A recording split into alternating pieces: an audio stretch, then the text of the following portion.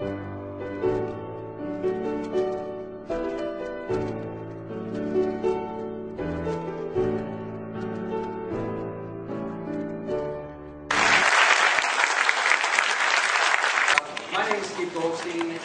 I direct the Taiwan Studies workshop at the Fairbank Center. And the goal of the Taiwan Studies workshop is to promote an understanding of Taiwan, as well as of cross-strait relations and American policy towards cross-strait relations. For the last I think 11 or 12 years possibly, a group of us from Harvard, but also from other schools, have been traveling to both the mainland and Taiwan to have conversations with officials and members of think tanks and academics on those particular questions. I think in the last 12 years, only once have we not met with Dr. Tsai, and that was when she was hidden somewhere in the Zhongzhong pool. But as soon as there was the election of Chen Shui-bian, and she became chairperson of the Mainland Affairs Council, she was really very kind and very generous in meeting with us, in sometimes being grilled about cross-strait relations. That was a difficult time, and I'm not sure we helped a lot. It was less difficult for her. But it was something that we genuinely appreciated, the consideration and time that she showed. And we learned a lot. So it's a personal pleasure for me, and I think a personal and I think a particular pleasure for the institution to have her here and to have the opportunity to hear her perspective on the future of Taiwan and on the current state of Taiwan politics, cross-strait relations, and relations with the United States. I'm being very general because I'm not exactly clear what she's going to talk about. I haven't seen her speech. So, Dr. Tsai, a genuinely warm welcome to you. So it's time to start? That's the beginning.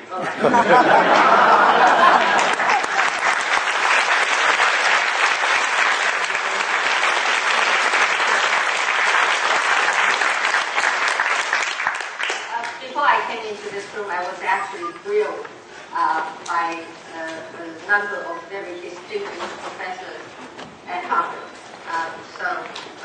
With that grueling process, I'm now fully equipped to answer whatever questions you may ask later after I finish my speech. So thank you very much for that introduction and the opening. And I have to thank Professor Roseng for organizing this event, which I feel very much honored. But I feel a bit sorry for people who I saw just now waiting outside and waiting for an opportunity to come in to join us in this event. It's a pity that we don't have enough room for them all to come in, but I do hope that they will be able to see tapes or recorded sayings from today's speech.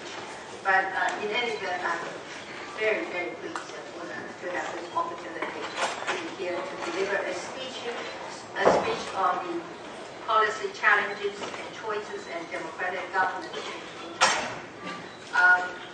And this is a very timely subject because when we are moving towards a more sophisticated and democratic society, these are the challenges that we have to face.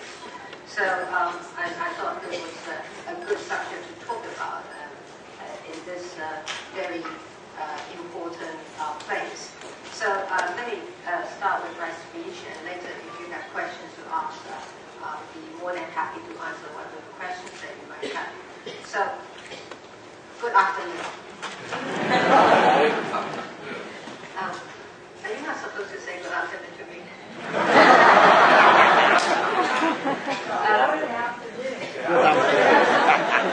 Good afternoon, distinguished guests, ladies and gentlemen. As I said, it is a pleasure to visit Harvard University today. I would like to especially thank Professor Goldstein for inviting me to speak here this afternoon. After today's intense meetings in Washington, D.C. with administration officials, think tanks, and politicians, it is great to have this opportunity to be here to exchange views with the next generation of future policy leaders. I mean, that's you. Young people in both Taiwan and the United States are facing a rapidly changing world that is full of challenges and uncertainties.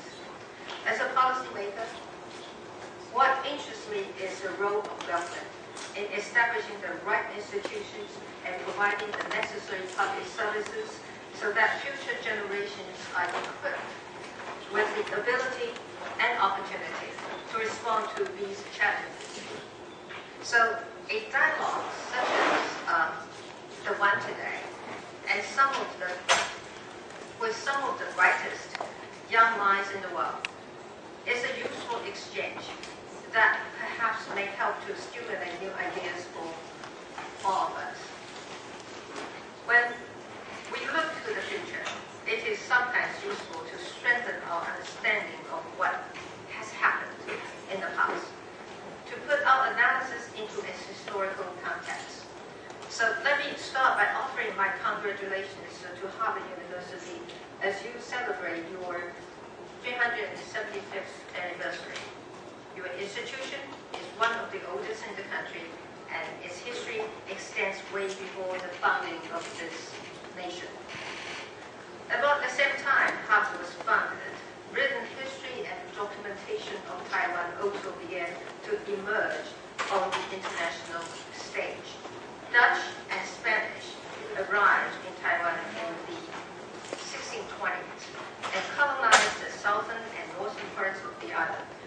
Christian missionaries followed and brought with them the Roman phonetic transcription system, thus beginning written documentation in the languages of the indigenous people in Taiwan. Over the past 4 centuries, both Taiwan and America experienced colonization, migration, wars, the establishment of governments, and finally the inauguration of democracy. We may live in different places, speak different languages, but we share many of the same experiences and beliefs. A common value that the United States and Taiwan share is democracy. Alice Tocqueville published Democracy in America just less than 6 decades after the Declaration of Independence, foreseeing that democracy would dominate the world's development. In the following years, the world witnessed the U.S. grow under a democratic system to become a major force in the world, a force that continues to be the most important in maintaining global balance today. Democracy and freedom in the United States have fostered a diverse yet inclusive society, which has attracted talented individuals from all over the world.